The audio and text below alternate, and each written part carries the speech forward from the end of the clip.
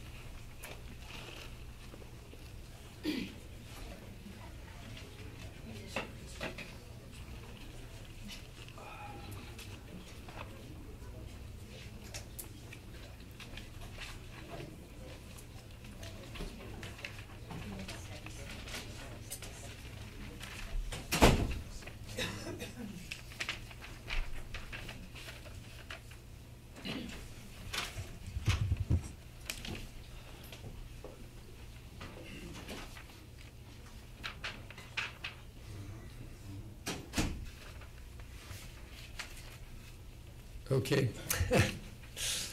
Good morning. Welcome to our second panel presentation this morning. My name is Bob Perito. I'm the director of the Center for Security Sector Governance at the United States Institute of Peace. It's a great honor for me to be here this morning. This is an extraordinarily distinguished panel, as you will hear, which includes old friends and new friends as well. Our topic for this panel is civil society organizations and security sector engagement. For those of you that were watching television last week, and really who wasn't, I think you got to see an example of really effective cooperation between civil society and the security sector in Boston, Massachusetts. In the initial minutes after the explosions, after the terrorist attack, civil society and security sector officials worked together to save lives as first responders. That as the week went on, you saw civil society responding to appeals from security institutions. You saw federal, state, and local security actors engaged. You saw excellent cooperation as the public responded to requests for assistance, and you know, it was a private citizen who actually found the second suspect, who had somehow managed to elude the police perimeter and get outside of it. And then at the end, I think we were all struck with these heartwarming scenes of citizens of Boston congratulating the police and cheering the police after the all clear was sounded.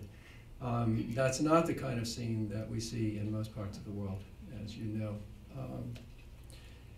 In the Near East and in North Africa, we have to remember that the Arab Spring started with an incident in which a fruit vendor in a small town in Tunisia was abused and humiliated by a police officer. And in those countries that have experienced the Arab Spring, it was the security sector that was used as a tool for repression. And to this day, the security sector and security sector actors remain the biggest barrier to progress toward democracy. Democracy will not occur in that part of the world unless there is security sector reform. And that security sector reform will have to continue to be led by civil society.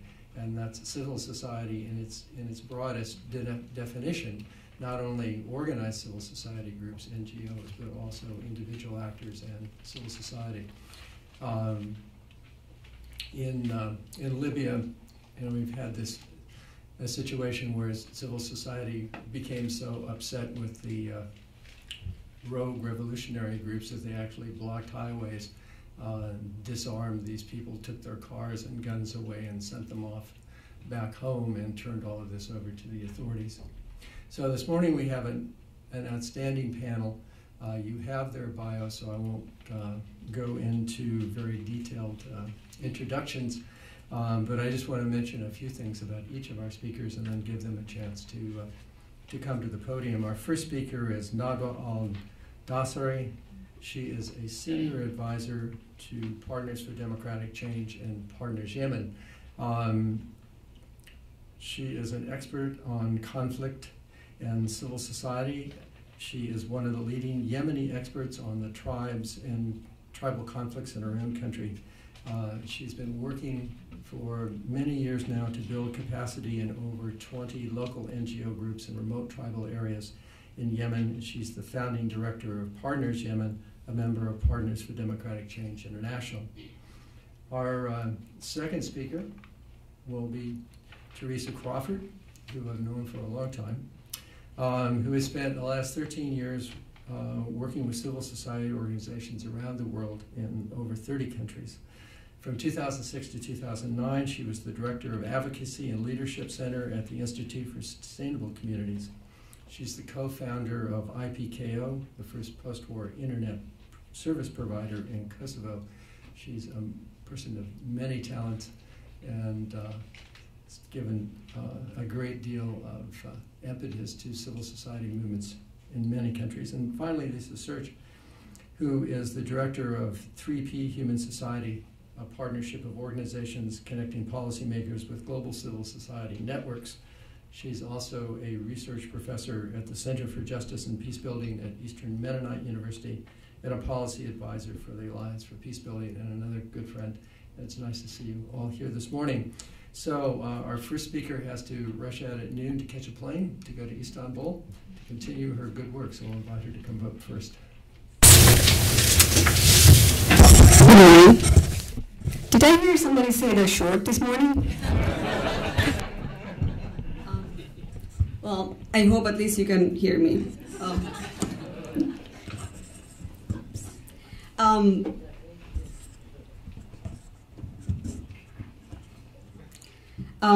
going to talk a little bit about the work we've been doing in Yemen in terms of building trust and relationship and between government and local communities and civil society. As you all know, Yemen is a country that's plagued by conflict. For the past 2 decades, the country have witnessed a civil war in 1994 and 6 violent clashes between the government and the Houthi rebels in the north between 2004 and 2007. Over the past few years, violent clashes associated with the popular uprising that led to the removal of former President Ali Abdullah Saleh from power. The security situation in the country is very very bad. The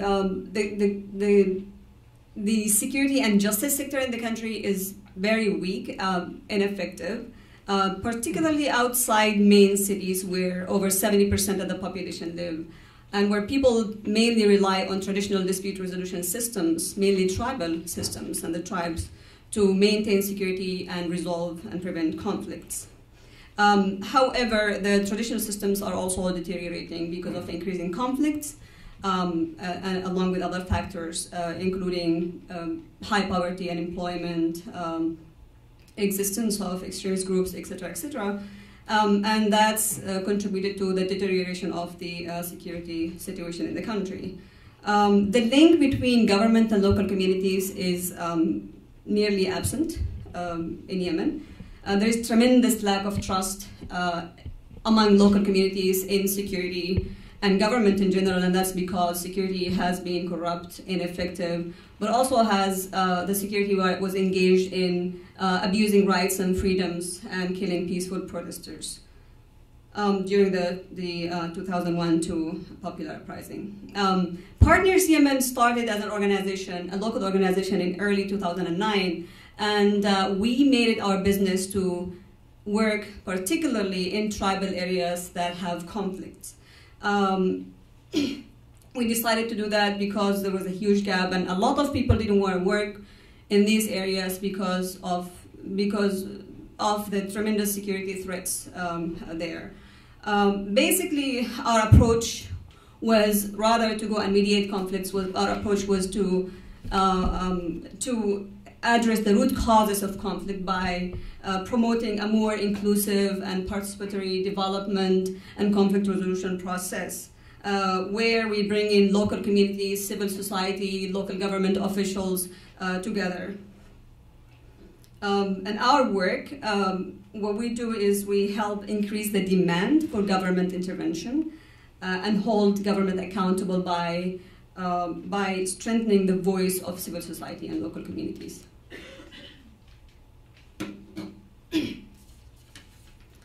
So how we do that?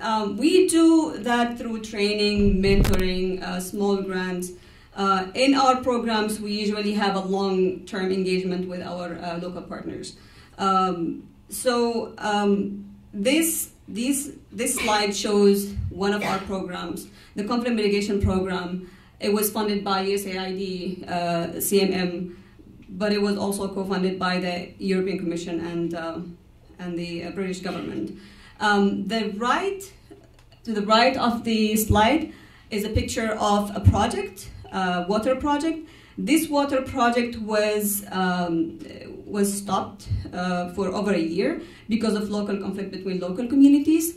The project size, the project costed about $130,000. And it was funded by the Japanese government and the Netherlands government as well. So after a year of conflict, this conflict was resolved by one of the local commissions that we've established under this program. We've established over 20 local sustainable local commissions, and these sustainable local commissions basically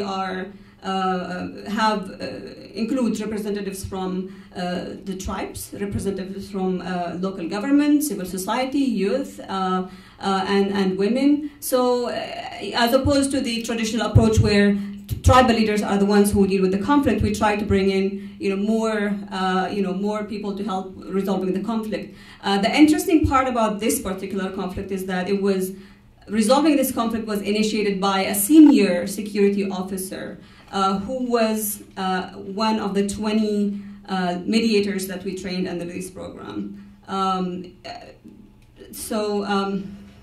This is one. He at the beginning, when he came to the training, people were a bit apprehensive. They were thinking, okay, he's security, he will not, he wanted to understand what we're talking about, but, he built his credibility among the group, and he became one of our success stories. I couldn't find a picture of him, but he was one of our success stories. The picture to the left is a conflict that we helped resolve, again through a local commission that we've supported. If you see the picture on top is before, and that's where there was a water source where men would swim and women would go fetch water. A lot of the water was wasted, and some of the families were not happy about men bathing in the same area where women go fetch water. Obviously that was considered inappropriate. And so we helped mitigate that conflict, and in the picture below, it's after we've helped establish a very simple water distribution system. We also do dialogue. We also help. Is that okay? Okay, sorry. So we also do a lot of dialogue facilitation. This is from our development dialogue forum. In this program, we brought in local leaders, local tribal leaders from 2 tribal areas, with government officials, local and national government officials. And in the picture to the left, it's youth leaders and civil society leaders from these 2 tribal areas, making a work plan with local elected officials, local government officials, to help reduce conflict over water. The picture to the right is one of my favorite pictures, and it has a story. So in our dialogue programs, in our programs, we always manage to bring people from conflicting tribes. These 4 guys in this picture, they belong to 3 main tribes in one area, and they have revenge. Their tribes have revenge killing amongst them. So outside this room, in their areas, obviously these guys cannot get together. So this symbolizes how we managed to bring in people from conflicting tribes and help them talk and focus more on issues of common concern rather than the conflict amongst them. We also next month we're having organizing with the SIP. We're organizing 2 symposiums looking into how.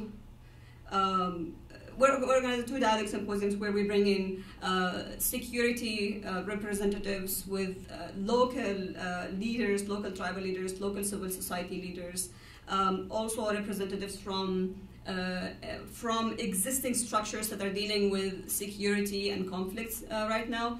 And the idea of the symposium is for them to discuss ways to reintroduce government and security institutions into their areas. With earlier last year, or October last year, we've also conducted an assessment with this IP on the impact of political transition in Yemen on local security and justice in 2 tribal areas. So this symposium program is a follow-up to the dialogue, to the assessment we've conducted with USIP.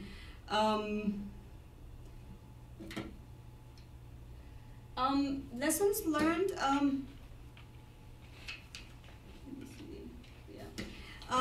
Lessons learned, one of the lessons learned is that we do a lot of training and we do mentoring as well. Training is not enough, dialogue is not enough. Every time we finish a program, 1 year, 2 years, we always feel that more engagement is necessary. Unfortunately, due to funding limitations, that's not always possible. That's not always possible. The second lessons learned is to mitigate the lack of trust between the different local actors. It's important to stay engaged with them, not at the beginning where you build the relationship, but also throughout the lifetime of the project, especially in a country where the political situation is constantly changing. Also, it's important, I think, for civil society, from our work, it's important for civil society to not fall in the modernization trap. And by that, I mean the trap where civil society, especially in urban areas, think that they want immediately. They want an well-established security system, very professional, and they want to, the expectation is so high, they want to see functioning security system, functioning security process, very professional. They don't want to see traditional structures that have been dealing with conflict and security, like tribes, involved. They want to see them removed. And I see that as some kind of trap, because it's important, especially in a country where the reforming security and military forces is a long-term process. It's important in the immediate and medium run to look into what existing structures can offer, not only in terms of maintaining security in the immediate and medium run, but also in terms of promoting the strengthening of state institutions and security institutions. So it's important in that sense to work with existing mechanisms. In terms of opportunities, in the case of Yemen, I see 2 major opportunities. That's the current political transition process and national dialogue is obviously a major opportunity. And I don't know, I'm sure a lot of you follow Yemen. The recent decrees by the president of Yemen, in which he removed key military officers, key military commanders from power, who were members of the former ruling family, is a major step forward. And so we see that as a major opportunity and to promote security sector reform. Also, another opportunity is people's desire to see functioning security in their areas, including people in tribal areas, unlike the perception that the tribes and the tribal people don't want to see the government and they don't want to see functioning government institutions, they don't want to see rule of law. That's a myth. They do want to see functioning rule of law. They want to see state institutions strong in their areas, provided that these institutions are credible and not corrupt. This assumption was validated in the assessment we've conducted with USIP back in October 2012. So with this, I'm here until 12. Hopefully I will be able to take some questions. Thank you for coming.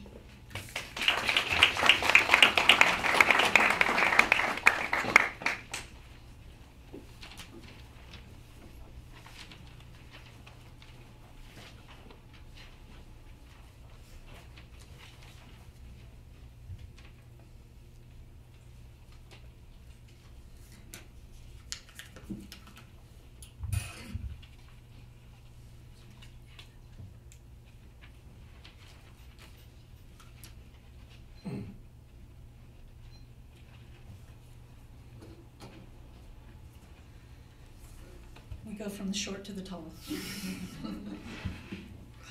So my name is Teresa Crawford, and as Bob said, I'm a director at Partners for Democratic Change, and I manage the work that we do in the Balkans and in West Africa.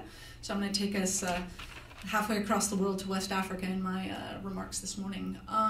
One of the things that we discovered when I came on with Partners was that over 50% of the centers that we work with, so we have affiliate centers in 19 countries, over half of those centers were actively engaging with the security sector in their countries. So whether it was Yemen, El Salvador, Mexico, Guinea, Senegal, these centers were either engaging in policy reform initiatives or in dialogue processes, direct trainings for the security sector, or developing platforms amongst civil society to then work with parliaments around security issues. And so we got a big demand from the centers in our network to really start thinking about sort of what's Partners' opinion about sort of civil society working with the security sector, and sort of what do we see as innovative ways and productive ways that they could work together. And I think what I'm going to describe to you this morning is really, oops, I turn that off. Pushing too many buttons.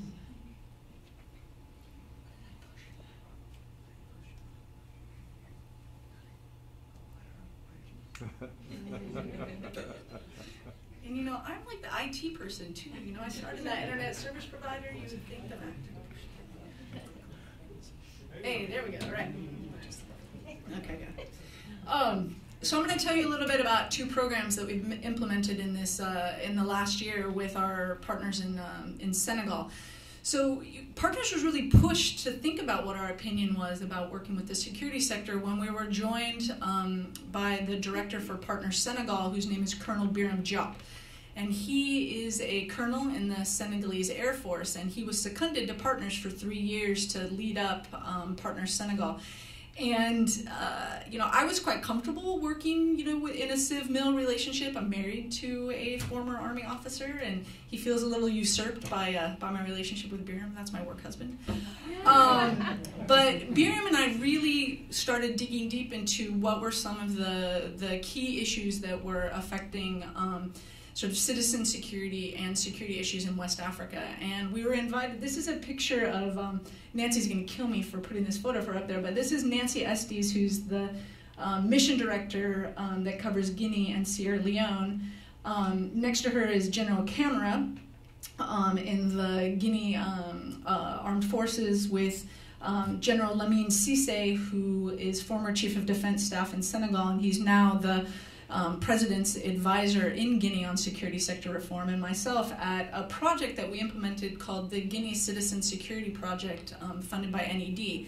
We were invited by the President of Guinea and by their lead agency on security sector reform to help them kind of get the word out about these very slow, complicated, difficult conversations that they were having about security sector reform. And they were finding that citizens were very impatient. were not willing to cut them much slack when it came to dealing with the reforms that they felt were necessary in Guinea, especially after the stadium massacre and the clashes between the security forces. And as you saw, sort of a rise in tensions around the elections amongst communities, the government was finding citizens weren't very patient with them. And so they wanted some techniques and some ways in which they could talk with communities about security sector reform, but also hear more clear messages from the community about what were the main issues that were affecting them. So for this particular project, it's now in its third iteration in Guinea. It was all about getting outside of Conakry and working with the Comité Civilo-Militaire, which is a cross-sectoral platform that includes elected officials, appointed officials, folks from different security forces, civil society, politicians, in a platform that is a space for dialogue around security issues. And so they've held a series both of trainings for civil society organizations about what is security sector reform, what is the process that's happening, led out of Conakry, what are the avenues for civil society engagement in these national level reform processes, and then a second series of dialogues bringing together folks in the security forces with community leaders to really talk about what are the issues that are impacting at the local level. So in the forest region, all the dialogue and discussion was around deforestation, and it was around access to sort of forest products and being able to sort of safely take advantage of what the forest had to offer. Two key issues. But then when you go to coastal Guinea, it was all about overfishing, it was about illegal fishing, it was about livelihoods. In the medium Guinea, it was about inter-community violence that was really being as Eric mentioned in his remarks about sort of politicians using ethnic divides to kind of foster more violence in run-up to elections and sort of more support for their political parties by playing two communities off against each other.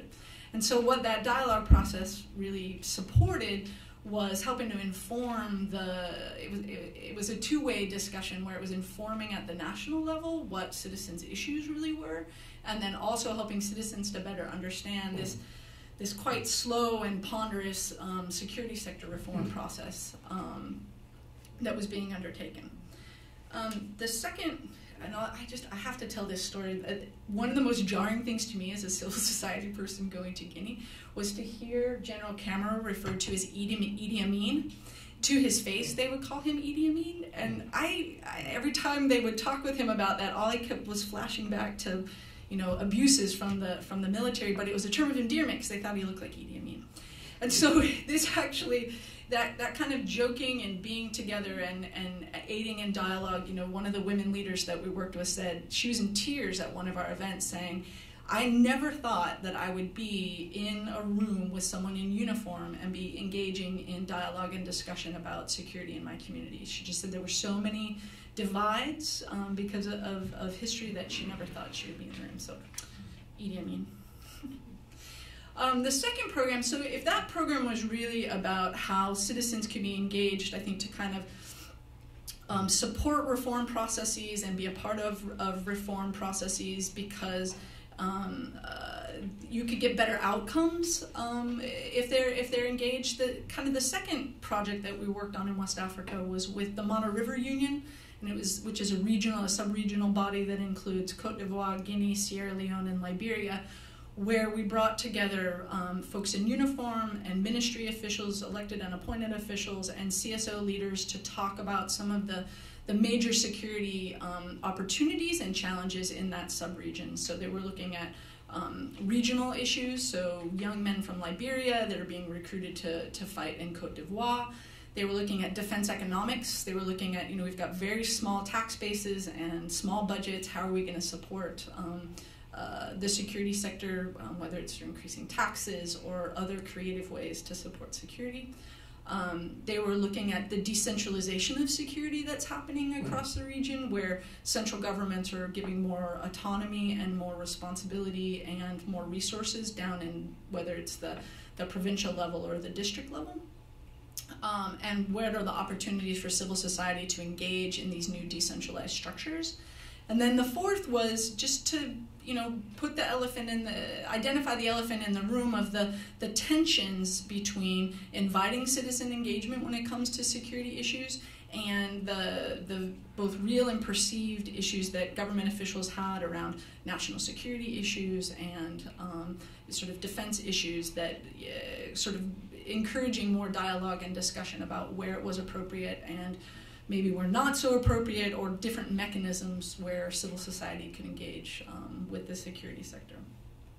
So I think I'm getting close to my time. So I just want to talk briefly about some of the challenges that we found from these programs and that the different centers have raised as issues. One is a lack of shared knowledge and language. The acronyms that civil society throws around, the acronyms that the security sector throws around, and just needing to have a roadmap that kind of lays out what are best practices and opportunities for civil society to work with the security sector and vice versa, whether it's involved in policy reform or it's community policing, if it's police partnership boards or ombudsperson's office, complaint, what are those different places they can work together. Mistrust due to past bad acts and both either real or perceived unwillingness to change. So the lack of prosecutions or very slow pace of prosecutions in the stadium massacre in Guinea has led to a lot of a very slow pace of discussion and dialogue between civil society and the state about security. Very few civil society organizations have the technical skills to kind of be at the table talking about very hardcore technical issues when it related to security. Not that there are none, but there are fewer. We found about 5 to 7 in each country we were working in that were perceived as experts by the state and could be at the table. But on the flip side of that is the state not recognizing that it's not just the technical expertise, but it's also the constituent engagement and their connection to citizens that civil society brings to the table, whether they are working with youth, they're working with women, they're working with rural populations, they're working with the displaced, and that there's real value in that connection to the community and what they bring to the discussion when it comes to security. And I'll just end with sort of one of the last issues was sort of the lack of on-ramps or opportunities for engagement, and partly this being driven by an overly militarized leadership in some, or overly, I don't know what you'd say if it was the police, but too many folks in uniform within the leadership of some of the institutions who don't have civilian counterparts or appointed official counterparts within their ministries, and sort of being able to then bring both the civilian perspective and the police perspective, the uniform perspective, with folks in civil society at the table. And then my last slide is opportunities. One of the great outcomes of the Mono River work that we did was this sort of fostering of continued dialogue amongst folks in uniform and civil society, specifically around human security issues. One of the findings from a lot of our work, which was echoed by George from INL, is that a lot of the issues facing people on a day-to-day basis, while some are hard security issues, of crime and of violence, they're also the softer security issues of lack of whether it's food security or environmental security or community security, and that is going to require a much more diverse group of folks at the table to be coming up with solutions. So this was the launch event for a Canadian-funded initiative with partner Senegal to look at sort of civil security sector approaches to human security in Guinea, Cote d'Ivoire, and Senegal. So I'll just end with that because I know we'll have some questions, and let Lisa.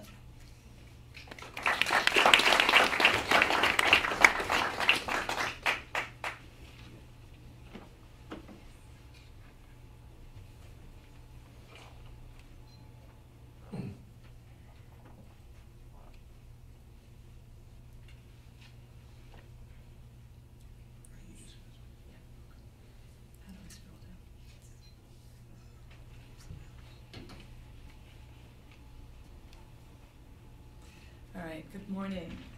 I'm going to just start by some framing comments. I work with the Alliance for Peacebuilding here based in Washington, D.C., and also the Global Partnership for the Prevention of Armed Conflict, which is a network of thousands of NGOs and universities, religious groups that work all over the world in the field of conflict prevention, resolution, peacebuilding, particularly in conflict-affected areas.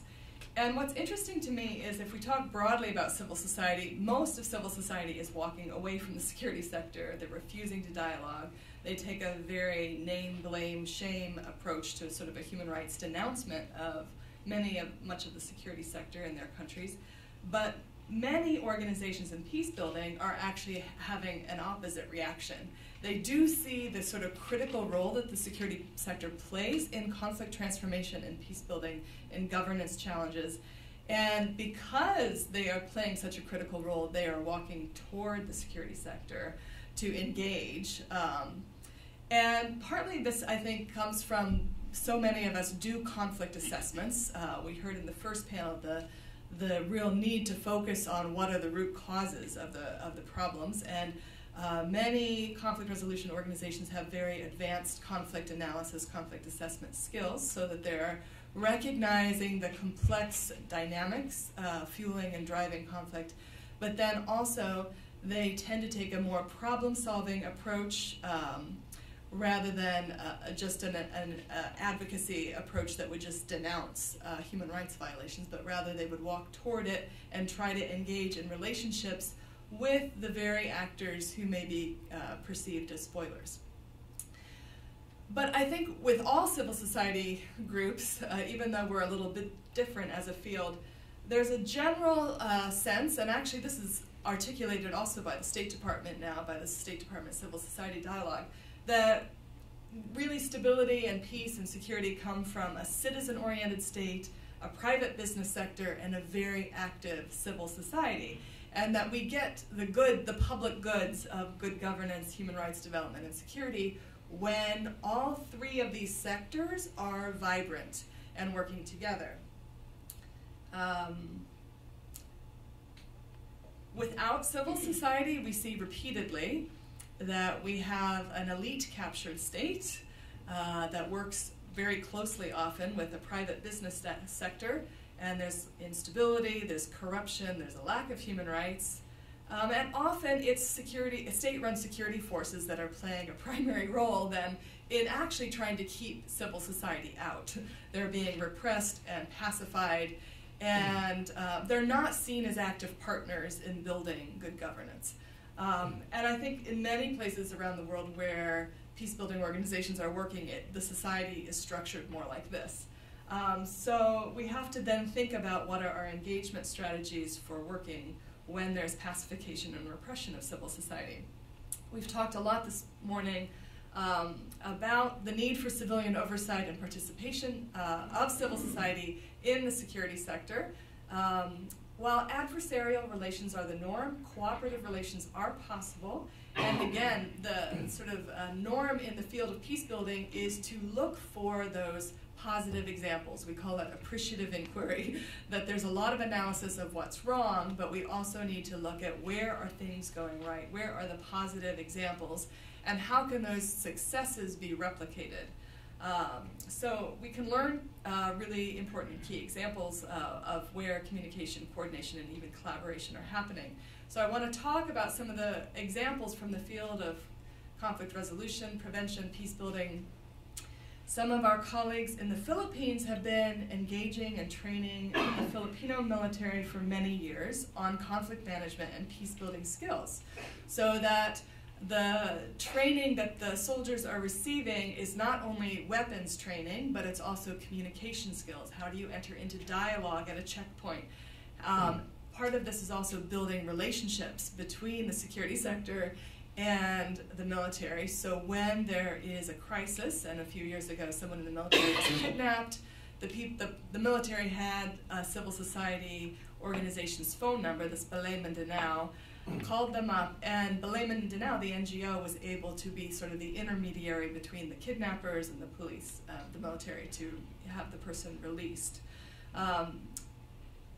this is one example. Another example is Schirch for Common Ground, who again is the key organizer of this event. Schirch for Common Ground works in peace building around the world. In Democratic Republic of Congo, they have a very interesting case study example of their work to help form human rights monitoring committees that are made up of the military itself, also including civil society, and really featuring sort of the role of civil society in helping to facilitate processes. Again, this is what's unique about peace-building NGOs, is that often they focus more on the process of bringing diverse stakeholders together and empowering them with the space, the safe space, but also the skill sets to be able to talk with each other, which is also very similar to the work that Partners for Democratic Change does, as you've just heard. I want to talk about two examples of NGOs that I worked with in Afghanistan. In this town, we heard a lot about the lack of Afghan capacity, but what I saw is actually the international community, and the US in particular, completely overlooking the Afghan capacity that did exist. In Afghanistan, there were many Afghans who were trained and even received their master's degrees in conflict transformation and peace building 10, 20 years ago. It was one of the countries where Western NGOs and universities really focused. And so there's a lot of Afghans with master's degrees, and they're running large Afghan NGOs that are focused on peace building. I don't think there was even one person in the US government who had a master's degree in peace building in Afghanistan, and yet there was still all this sort of denouncing of the Afghan lack of capacity. So one of the organizations that I worked with, this is the Peace Training and Research Organization, had a very unique approach to DDR. They were coordinating with ISAF, the International Security Assistance Force, to really use grievance resolution processes of mediation between local insurgents and local elders and the local political leaders. Because they saw that so many of the smaller insurgent groups were not closely affiliated with the Taliban and actually had local grievances. They needed a local peace process, that a national peace process wasn't going to actually necessarily touch the issues that were driving their reason for picking up a gun, which was their perception of local corruption and the way that foreign forces were operating in their district. So this grievance resolution process had Afghans. There were 100 Afghans working in this Afghan NGO, peace-building NGO, and they went out and they interviewed insurgents about what their grievances were. They led the process of mediation, and they helped this DDR, this reintegration process, in a very peace-building approach of bringing people together, problem-solving, and it was really Afghans finding solutions to Afghan problems. Another Afghan NGO that I worked with, the Afghan Civil Society Forum, partnered with the UN Development Program because their analysis, their assessment of what was wrong with the security sector was really in contrast to the international community. They really didn't see this great need for lots of weapons training and targeting training. They thought the major problem was the relationship between the police and the security forces and local communities, and that many of the police were not respected, partly because they were illiterate, and there was also really not a channel of communication or trust between communities and police. And so they started, this local NGO started facilitating police representatives and community representatives talking with each other in 10 pilot districts. And what they found in the pre and post security analysis is that security incidents decreased in each of the 10 districts where this NGO was offering literacy training to the police, which increased their status, the status of the police in the eyes of the community, but also helped the community talk directly to the police about where their security concerns were, where they wanted the police present, and really engaging in communication that was more constructive. We've been collecting examples now from around the world of how local NGOs are initiating and reaching out to security forces. Again, this global partnership for the prevention of armed conflict, hundreds, thousands of NGOs and universities around the world. And what's interesting is that there is so much improvisation. Many of them are seeing the problem in their own context, and they're leading and finding their own solution. In Fiji, may have known from the news, there's been a number of military coups currently. This is still the situation.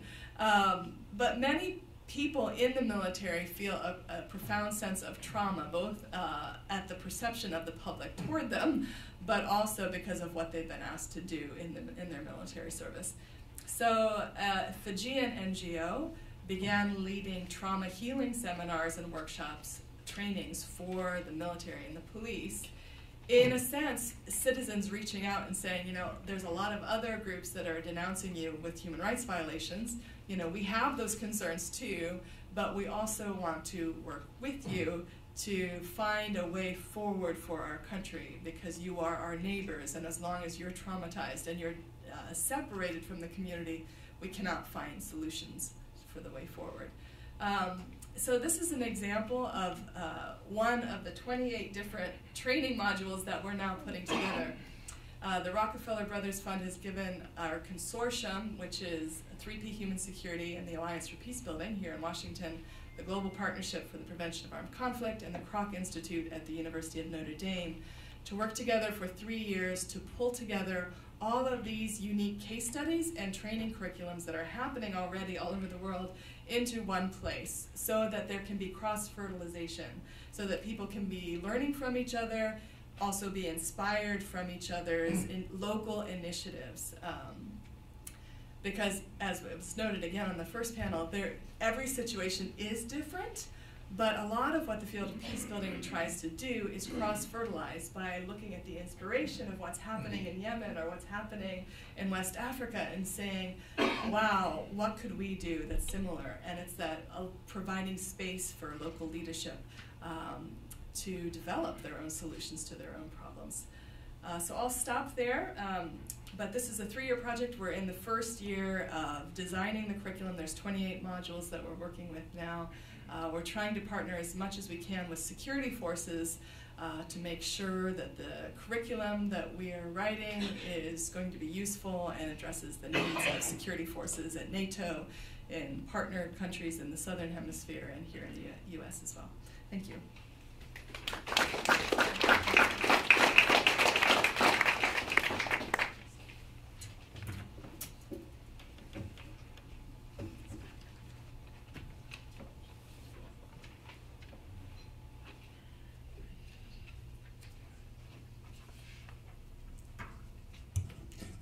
Thank you very much. We're now down to a panel of 2. So, and we have, what, 40 minutes left? So there's a lot of time. What? 20 minutes. 20 minutes left? Yeah. Okay, 20 minutes left. Quarter after. Okay, now we've got that nailed down. Okay. We'll ask for questions in a minute, but I'm going to exercise my prerogative as the moderator here to ask the first question, and then we'll invite questions from the audience. We'll take 2 or 3 questions at a time, and we'll try to get to as many people as we can. I was very impressed with all of the outstanding work that's been done by the organizations represented here. But as a person who does security sector reform more or less as a business, a full-time job, something struck me about all of these presentations, and I want to come back and ask you about that. And that is that we seem to be, as a community, extremely good at dialogue. We've got a lot of experience with it now. We've figured out how to make it work. And we have civil society groups, bravely reaching out to the security sector in their communities and engaging security sector actors in conversations. And the end result of that seems to be to get better behavior out of the security sector, to make the security sector behave itself in more appropriate ways. But the question that comes to my mind is there something beyond dialogue? Because as someone who served with Eric and Izzytap for a long time, someone who tried to build police forces and build security services, there's more than just getting the police officer to behave himself and to engage in conversation. If that's where it stops, then you're still left with the same old police force with its limitations and its pressures and its political problems. And it's very likely in the end that it's not going to work in the long run, because all of these things are going to force the the security sector off, or to return to its base. And we see that, in places like Tunisia, where there was, in the beginning, an outpouring of support on the part of the security sector for the demonstrators, and now you find the demonstrators are clashing with the security sector. So, anyway, I want to ask our panelists to respond to those two questions, and then we'll take your questions. Okay, please. Yeah. It's funny you should ask this question. We didn't plant it, but this was exactly the debate we were having in the office yesterday morning. You can imagine what our conversations are like around the conference table, and we were talking about sort of civil society as a means or an end. So is citizen engagement an end? So we want citizens engaged because if you're in a democracy and you want it to be accountable and well-governed, citizens have to be engaged. Or is it a means because you get better security for citizens if civil society and as representatives of citizens and citizens engaged in the process to improve security? And so Partners, I think, comes at it from both sides. And when we're talking dialogue, it's around policy reforms. It's around sort of mobilization of citizen will and citizen interest to inform those policy debates. So it's not just dialogue for the sake of dialogue, but dialogue that's about platforms that are leading to reforms, that lead to pressures on parliamentarians and elected officials to relieve, I think, some of those pressures that folks in uniform often face. And showing a much better engaged citizenry in security matters, I think, helps alleviate some of those pressures and brings about changes at the top that I think are leading to those pressures, down below. And then the flip side to that is sort of citizen engagement because you get better outcomes. So we talked a lot, previously about the community policing model. We had Partners El Salvador was working on a USAID-funded community policing program with 10 communities, really focusing on the citizen engagement side in the community policing model. So in some places where community policing has been implemented, it's largely better training for the police, but not better training or engagement with the community about what's their role to play as citizens. And they took up a collection because they decided one of the issues that they had was they just couldn't get a hold of the police in their community. So every family in the community ponied up about the equivalent of 5 to 10 cents and bought a cell phone, which was given to the local precinct commander. And everyone in the community felt ownership over that cell phone and that communication channel because they paid for it. And they had his phone number, and anytime they saw something going on in the community, they called him on the phone and said, hey, we just saw, some guys running down the street with guns, or we just heard gunshots over here, or these lights are burned out and we now know that more muggings are happening in this community. So I think citizen engagement and beyond dialogue is both because you get more engagement around policy reforms and so those large level institutional reforms that have to happen. And then the flip side of better security outcomes as well. I think what's unique about this forum is that we do talk about the security sector here, but we're also talking about the media, we're talking about civil society interaction with government and civil society training programs for themselves. I mean, I think we recognize as a field of peace building that dialogue with the military or the security sector is not enough. Certainly the economic motives with the defense industry in many parts of the world plays a big part. I think the arms trade treaty that was just passed by the UN is progress. I think there are times when you do need advocacy, like a global advocacy coalition of civil society organizations that really help to organize that along with states to say, there's a lot of people suffering from this, and business is suffering from the amount of weapons that are flowing into regions that make it unsafe too. So the defense industry and the gun industry is not often kind of separated out from the rest of the business sector as saying business interests aren't always aligned, and you can work with some business interests to ensure that they are articulating what their interests are as well, which I think happened partly with the arms trade treaty. So I think absolutely, this is one strategy, I think, to enter into dialogue, to train, and to try to problem solve in some of these places about how to engage with the security sector. I think partly because our field ignored it for too long, kind of just assuming, well, those are the bad actors and we're going to just work with the good actors. And I think more and more the field of peacebuilding looks at the complicated social dynamics and tries to engage the perceived spoilers and the perceived bad actors as well as those that are more moderate. Thank you. Can we have some questions? Okay, Mike and... Thank you, Bob. Mike Jajic, an independent consultant, right now working on a book dealing with the role of criminalized power structures as a fundamental barrier to peace. And that, you can see, my question is going to go in that direction. I was going to ask, Andy Michael about his non-permissive environment, but the issue there with the government panel is, if I can sort of be a very gross generalization, the emphasis is on capacity building, not so much on accountability structures. So I wanted to ask, how does the government work with civil society to help to develop accountability structures? You addressed that, Lisa. I mean, you've addressed the role of civil society.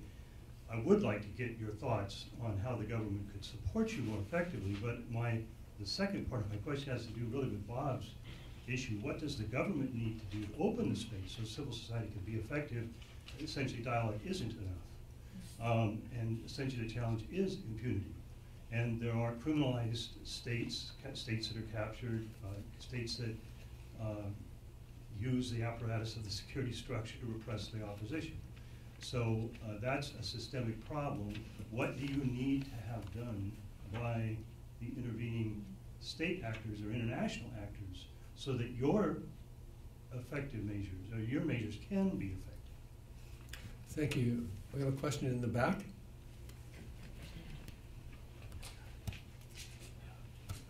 Thank you. My name is Michael Schipler. I work with Schirch for Common Ground. I wonder if the two of you could speak a little bit about strategies for engaging the buy-in of security forces in the kind of work that you're doing, really practically. You know, how do you actually go about engaging a police leadership group or a military leadership group and working with an NGO, with NGOs like yours? That was the first question. The second question is, I wonder if you could speak a little bit about strategies that are emerging for the phenomenon of securocratic states. You know, states with militaries that have, and police forces which have hands in and fingers in every aspect of the economy and the state political structures. And whether there actually are strategies emerging now, either from civil society or from state governments, to address that. Do we have a third question right up here in the front?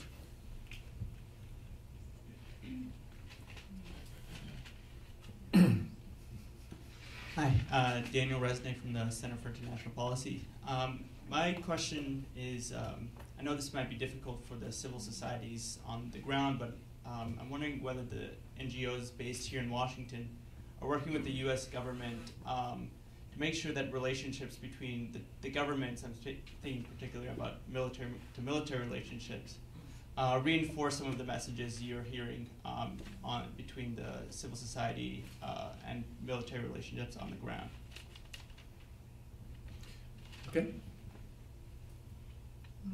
All right. So I'll take the first one, Mike's question. And I think I alluded to this in my presentation about this kind of on-ramps and opportunities. Not every civil society organization all the time is, engaging with their security sector. There's, like I said, there's this kind of small group of the 5 or 6 really technical NGOs in the country versus the, hundreds of civil society organizations representing constituencies, but who are motivated when it comes to how the folks that they serve or their members or their beneficiaries or the citizens they represent are impacted. So, I'm thinking about the big push that happened in Sierra Leone with civil society organizations representing women and youth, really working with the Sierra Leone police and the government to set up, I think they were called family support, it was family support units, so specific offices within the police that were going to be dealing with both folks, women or youth that were victims and were going to be testifying and were reporting crimes, but also who were perpetrators. And so I think trying to tap into and looking at civil society as a much more diverse body and tapping into those areas of expertise that are kind of outside the technical when it comes to security is one way to kind of think deal with accountability as not a monolithic issue, but accountability is something that different constituencies kind of have different viewpoints about and can get mobilized around. To Michael's question about buy-in, you know, it's funny, with the biggest impact that we've been able to make and the fastest I've seen a government move when it came to making some reforms was the Senegalese Ministry of Armed Forces, when President Wade told them, we want you to bring women into the security forces, and you got to do it now. And about 3 years into the process, they were looking at each other going, oh, we're not getting this right. We don't have, women are, you know, quite segregated in only sort of human resources and support parts of the security forces. There's a very low percentage of them that are in, they're not very happy. So what are we gonna do? And so they actually turned to Biram and said, how would you help us to engage and work with civil society and with legal experts and with women's groups in Senegal to improve the percentage of women, increase the percentage of women in the Senegalese military and armed forces, as well as improve the conditions for those women. And it was the most, partly because Biram is in uniform himself, a product of, you know, very advanced and training, both in the US and in Morocco and in Senegal itself, like Eric was saying. He's very highly educated and respected. And also because he had those connections to civil society. So I think we found in every country that we've worked in that there are those kind of internal champions, you know, folks that are products of decade or, you know, decade and a half of trainings and workshops and, you know, opportunities to work outside the military or across the government, that they're the best folks that we've been able to work with. And I think the second thing is getting beyond ad hoc trainings. I think there's been a bit of a flavor of the month going on with civil society when it comes to working with the security sector, where they're doing a lot of, I'm going to train this group over here in human rights, or I'm going to train this group over here in 1325. And it takes a more sophisticated understanding about how security forces are trained and how professional development is done within the security forces to realize that you got to get to the training academies. You got to be creative, like the way Eric was describing about, you know, micro trainings and roll call trainings, and sort of getting kind of getting past that, and that's one way I think really to get buy-in as well, to sort of come to them and say, you know, we've got this we know there's an issue in the community around you know, violence against women, and we as an NGO have some expertise in that, and tell us how you would bring about change within your institution to better meet the needs of women in the community, rather than saying, you know what, we're going to go run off and we've got some money from this donor and we're going to go train this particular military unit in this garrison over here, and make it much more of a dialogue, I think, is the other way for buy-in. And then about the third question about engaging with our own military, I think the PPD is a really good opportunity to look at, you know, the US government itself is recognizing that it has to move beyond capacity building and train and equip. And that's partly what the PPD is about. You know, the third element of it is all about security sector governance and accountability and alignment with sort of universal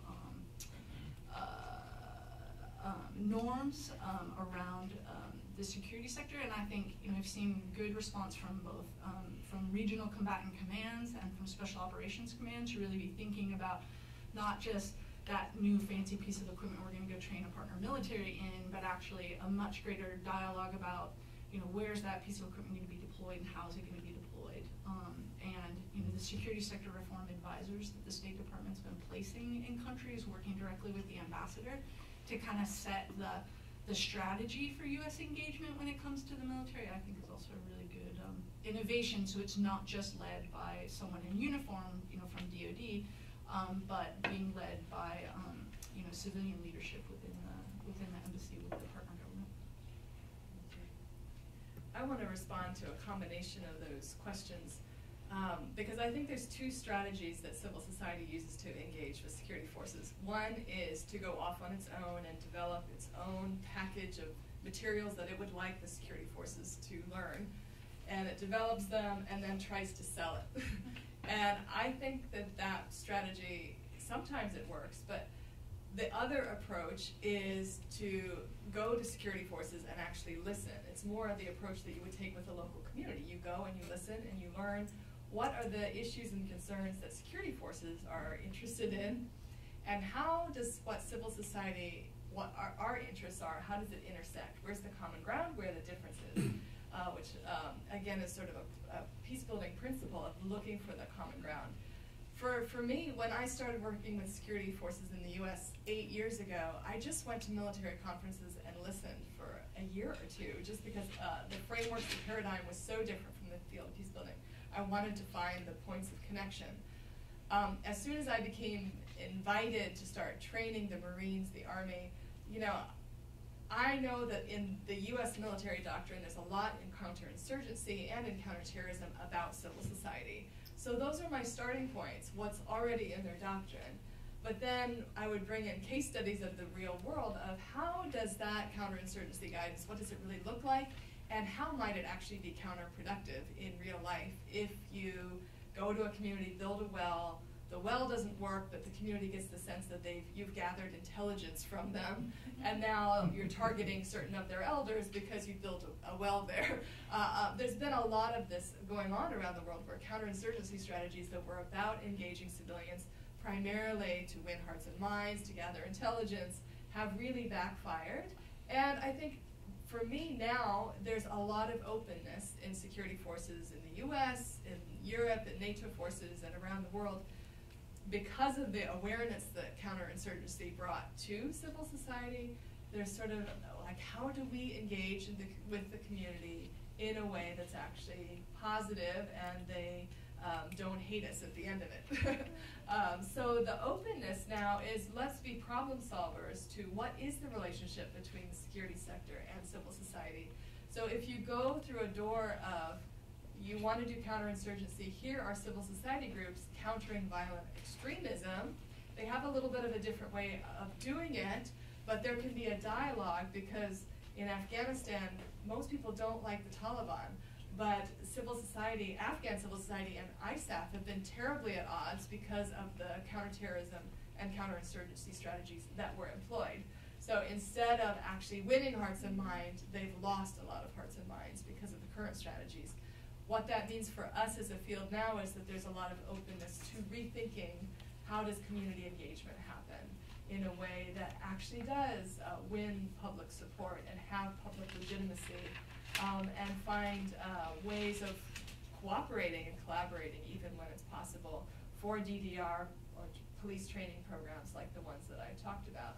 Because it's actually often by accident that those strategies happen, because people happen to bump into each other. But by providing training and providing dialogue space, you allow relationships to form where then the creative brainstorming and problem solving can happen.